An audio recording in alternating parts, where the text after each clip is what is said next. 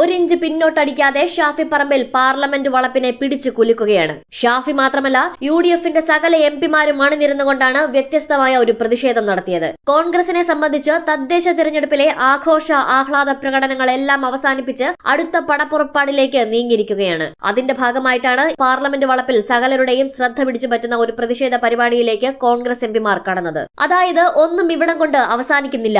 പകരം ഇടയ്ക്കിടയ്ക്ക് വിമാനം കയറി ഡൽഹിക്ക് പറക്കുന്ന മുഖ്യമന്ത്രിയെ മോദി അമിത്ഷായ്ക്ക് മുൻപിൽ തുറന്നു കാട്ടുക മാത്രമാണ് കോൺഗ്രസ് എംപിമാർ ചെയ്യുന്നത്. മാത്രവുമല്ല, കഴിഞ്ഞിടയ്ക്കാണ് കോൺഗ്രസിലെ വിജയിച്ചു പോയ എംപിമാർ ഒരു ചുക്കും ചെയ്യുന്നില്ല എന്ന വലിയ ഒരു പറച്ചിൽ പിണറായി വിജയൻ നടത്തിയത്. ഞങ്ങൾ എന്ത് ചെയ്യുമെന്ന് കാണിച്ചു തരാമെന്ന് പറഞ്ഞുകൊണ്ടാണ് ഇപ്പോൾ കോൺഗ്രസ് രണ്ടും കൽപ്പിച്ചിറങ്ങുന്നത്. ഇവിടെ CPMനെ തള്ളി വിമർശനവുമായി ബിനോയ് എത്തിയിട്ടുണ്ട്. ശബരിമല വിഷയമടക്കം CPMന്റെ എല്ലാ ചെയ്തികളുമാണ് ഇവിടെ തിരിച്ചടിക്ക് കാരണമെന്നവർ തുറന്നു കാട്ടുകയാണ്. തീർച്ചയായും തിരിച്ചടി കിട്ടിയെന്ന് മുഖ്യനും MV ഗോവിന്ദനും സമ്മതിക്കേണ്ടി വരുന്ന ഒരു സ്ഥിതിവിശേഷമാണ് ഇപ്പോൾ കാണാനാവുന്നത്. ആ രംഗങ്ങളിലേക്ക് ആദ്യം കാണാം. അമ്പലക്കള്ളന്മാർ കടക്ക് പുറത്ത്, ശബരിമല കള്ളന്മാർ കടക്ക് പുറത്ത്, ശബരിമല കള്ളന്മാർ കടക്ക് പുറത്ത്, ശബരിമല കള്ളന്മാർ കടക്ക് പുറത്ത്, ശബരിമല കള്ളന്മാർ കടക്ക് പുറത്ത്,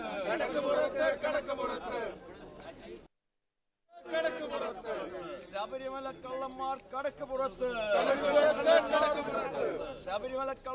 കടക്ക് പുറത്ത്, ശബരിമല കള്ളന്മാർ കടക്ക് പുറത്ത്. തീർച്ചയായും ബിനോയ് വിശ്വം പറഞ്ഞത് അക്ഷരം പ്രതി ശരിയാണ്.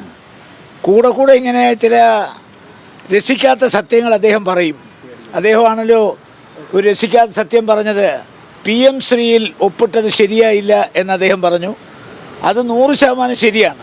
കാരണം പിന്നീട് പാർലമെൻറ്റിനകത്ത് നമ്മുടെ വിദ്യാഭ്യാസ മന്ത്രി ധർമ്മേന്ദ്ര പ്രധാൻ പറഞ്ഞു അതിനൊരു പാലമായി പ്രവർത്തിച്ചത്, BJPക്കും RSSനും കേരള ഗവൺമെൻറ്റിനിടയിൽ ഒരു പാലമായി പ്രവർത്തിച്ചത്, ഒരു ഇടനിലക്കാരനായി പ്രവർത്തിച്ചത്, ഒരു പവർ ബ്രോക്കറായി പ്രവർത്തിച്ചത് ശ്രീ ജോൺ ബ്രിട്ടാസ് ആണെന്ന് വെളിപ്പെടുത്തി. അപ്പോൾ അന്നും അദ്ദേഹം ഒരു സത്യം വിളിച്ചു പറഞ്ഞു.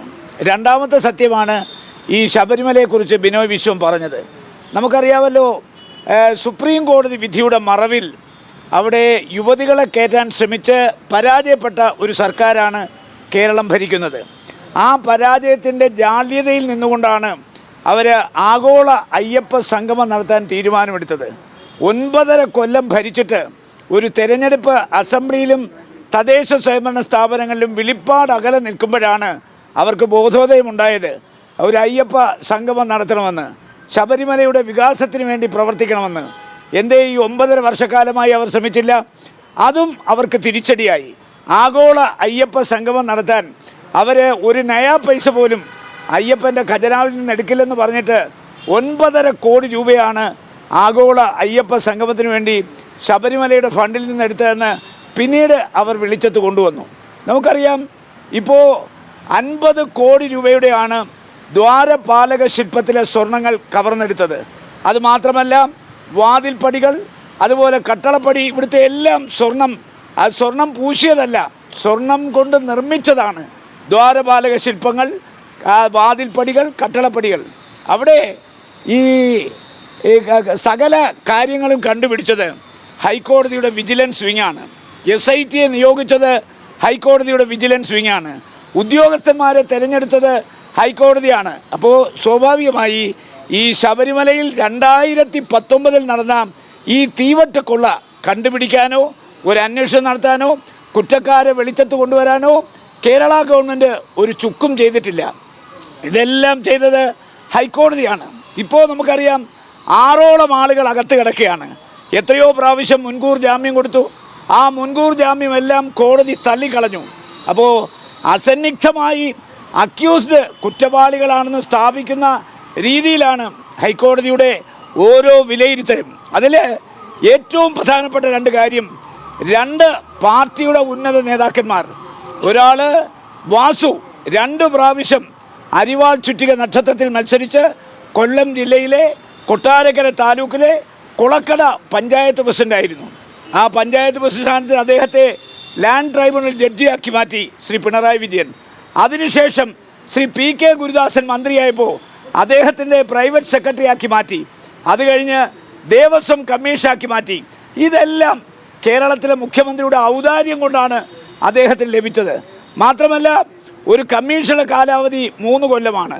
ശ്രീ വാസുവിന് അത് 6 കൊല്ലമായി 2 ടേമായി നീട്ടിക്കൊടുത്തു. അതിനുശേഷം വാസുവിനെ ദേവസ്വം ബോർഡ് മെമ്പറാക്കി. അതിനുശേഷം വാസുവിനെ ദേവസ്വം ബോർഡ് പ്രസിഡന്റാക്കി. ഇന്ന് വാസു മുൻകൂർ ജാമ്യം കിട്ടാതെ ജയിലിലാണ്.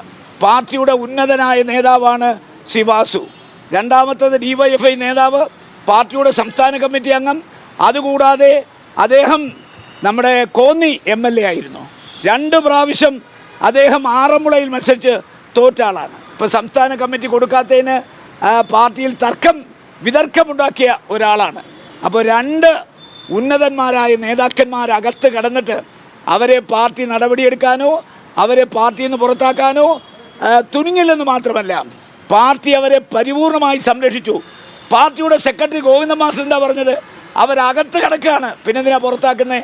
അപ്പോൾ പരിഹാസ്യമായ ചോദ്യമാണ് കേരളത്തിലെ പൊതുജന സമൂഹത്തോട് ഒരു പാർട്ടി സെക്രട്ടറി പറഞ്ഞത്. അപ്പോൾ ജനങ്ങൾ ഇതെല്ലാം കാണുന്നു, കേൾക്കുന്നു, അവരെല്ലാം അറിയുന്നു. അതാണ് ഈ തെരഞ്ഞെടുപ്പിൽ പ്രതിഫലിച്ചത്. അതാണ് ബിനോയ് വിശ്വം പറഞ്ഞത്. ശബരിമല വിഷയം ഈ തെരഞ്ഞെടുപ്പിൽ ഗവൺമെൻറ് തിരിച്ചടിയായി എന്ന് പറഞ്ഞാൽ 100% ബിനോയ് വിശ്വത്തിൻ്റെ ആ അഭിപ്രായം ശരിയാണ്. അതിൽ യാതൊരു 2 പക്ഷവുമില്ല.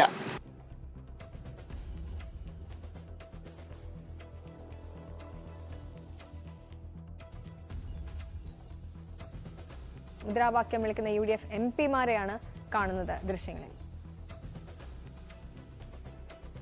പ്രശാന്ത് രഘുവംശം ചേരുകയാണ്. പ്രശാന്ത്, എന്താണ് പ്രതിഷേധത്തിന്റെ കൂടുതൽ വിവരങ്ങൾ? ശീതൽ, ഇപ്പോൾ പാർലമെന്റിൽ വലിയ പ്രതിഷേധമാണ് ഇപ്പോൾ ഉയർത്തിയത്. UDF MP മാർ സ്വർണ്ണക്കള്ള പിണറായി എന്നൊക്കെയുള്ള മുദ്രാവാക്യം വിളിച്ചുകൊണ്ടാണ് ഇപ്പോൾ പാർലമെന്റിന് മുന്നിലുള്ള ഒരു പ്രതിഷേധം നടത്തിയത്. ഇതോടൊപ്പം തന്നെ ഈ കാര്യത്തിലുള്ള ശബരിമല വിഷയത്തിൽ സ്വർണം കട്ടുവെന്ന് ചൂണ്ടിക്കാട്ടിയുള്ള ഒരു പാട്ടൊക്കെ പാടുകയും ചെയ്തു UDF MP മാർ. അങ്ങനെ UDF MP മാർ ഈ വിഷയം ദേശീയ ശ്രദ്ധയിലേക്ക് കൊണ്ടുവരാനും പ്രത്യേകിച്ച് തദ്ദേശ ഭരണ തെരഞ്ഞെടുപ്പൊക്കെ കഴിഞ്ഞ ഒരു സാഹചര്യത്തിൽ ഇത് വലിയ വിഷയമാക്കി മാറ്റാനുമുള്ള ശ്രമം നടത്തുന്ന ഒരു കാഴ്ചയാണ് കാണുന്നത്. എന്നോടൊപ്പം അടൂർ പ്രകാശ് UDF-ന്റെ കൺവീനർ ഉണ്ട്. അദ്ദേഹത്തോട് ഒന്ന് ജസ്റ്റ് ചോദിച്ചു നോക്കാം, UDF ഇനിയിപ്പോ ഇതിൽ ചെയ്യാൻ പോകുന്നത് ഈ ഒരു പ്രതിഷേധത്തിന്? അല്ല, ഈ പ്രതിഷേധത്തിന് ശേഷം ഞങ്ങളുടെ ആവശ്യം ഞങ്ങൾ നേരത്തെ തന്നെ ഉന്നയിച്ചു കഴിഞ്ഞു. പാർലമെന്റ് ഈ വിഷയം കഴിഞ്ഞ ദിവസം ശ്രീ ഹൈബി ഈഡൻ തന്നെ ഉന്നയിക്കുകയുണ്ടായി. ശ്രീ KC വേണുഗോപാൽ അതിനോടനുബന്ധമായി തന്നെ കാര്യങ്ങൾ പറഞ്ഞിട്ടുണ്ട്. അപ്പൊ ഞങ്ങളുടെ ആവശ്യം നേരത്തെ തന്നെ ഉന്നയിച്ച് കഴിഞ്ഞിട്ടുള്ളതാണ്. ഇത് ജനങ്ങളെ കൂടി അറിയിക്കേണ്ടതായി ഉത്തരവാദിത്വം ഞങ്ങൾക്കുണ്ട് എന്നുള്ളത് കൊണ്ട് തന്നെയാണ് ഇന്ന് ഈ ദിവസം ഞങ്ങൾ ഇത് തെരഞ്ഞെടുത്തത്. CBI ആണോ നിങ്ങളുടെ ആവശ്യം? CBI അല്ല, CBI വരട്ടെ, CBI വരണം എന്നുള്ളത് തന്നെയാണ് ഞങ്ങൾ ആദ്യം മുതലേ ആവശ്യപ്പെടുന്നത്. പക്ഷേ കോടതിയുടെ നിരീക്ഷണത്തിലായിരിക്കണം. അതാണ് ഏറ്റവും പ്രധാനപ്പെട്ടത്. കോടതിയുടെ നിരീക്ഷണത്തിൽ CBI വരണം എന്നുള്ളതാണ്. അതല്ല എങ്കിൽ വരുന്നത് ഇതിനെയെല്ലാം അട്ടിമറിച്ചുകൊണ്ട് പോകും എന്നുള്ളതാണ് ഞങ്ങൾ കാണുന്നത്. ഇപ്പോൾ തന്നെ അത് നടന്നിട്ടുണ്ട്. അതാണ് ശബരിമല വിഷയവുമായി ബന്ധപ്പെട്ടുകൊണ്ട് ഞാൻ ഈ തെരഞ്ഞെടുപ്പിൽ ഉടനീളം യാത്ര ചെയ്യുന്ന അവസരത്തിൽ എല്ലാ ജില്ലകളിലും പോയപ്പോൾ ഞാൻ പറഞ്ഞു, ഏതായാലും ഈ തെരഞ്ഞെടുപ്പ് കഴിയുന്നത് വരെ ഇതേക്കുറിച്ച് ഒരക്ഷരം ഇനിയിപ്പോ പുറത്തു വരാൻ പോകുന്നില്ല എന്ന് പറഞ്ഞത് അക്ഷരാർത്ഥത്തിൽ അത് യാഥാർത്ഥ്യമായിരിക്കും. വളരെയധികം നന്ദി ശ്രീ അടൂർ പ്രകാശ്. എന്തായാലും ഇപ്പോൾ കേട്ടത് UDF കൺവീനർ അടൂർ പ്രകാശിന്റെ വാക്കുകളാണ്. അപ്പോൾ CBI അന്വേഷണമാണ് ഇപ്പോൾ UDF ആവശ്യപ്പെടുന്നത്. അതും കോടതി നിരീക്ഷണത്തിൽ CBI വരണം. അല്ലാതെ സംസ്ഥാനത്തെ SIT ഇപ്പോൾ സർക്കാർ സ്വാധീനിക്കുന്ന ആരോപണമാണ് പ്രധാനമായും ഉന്നയിക്കുന്നത്. ഇന്നിപ്പോൾ കണ്ടത് എല്ലാ MP മാരും UDF-ന്റെ മുസ്ലിം ലീഗിലെ MP മാർ അടക്കമുള്ളവരെല്ലാം ഒന്നിച്ചു നിന്നുകൊണ്ട് ഈ വിഷയത്തിൽ സംസ്ഥാന സർക്കാരിനെതിരെ മുദ്രാവാക്യം മുഴക്കുകയും ഒരു പാട്ട് പാടുകയും ഒക്കെ ചെയ്തു. അതും അല്പസമയത്തിനകം നമുക്ക് അവിടെ എത്തിക്കാൻ കഴിയും.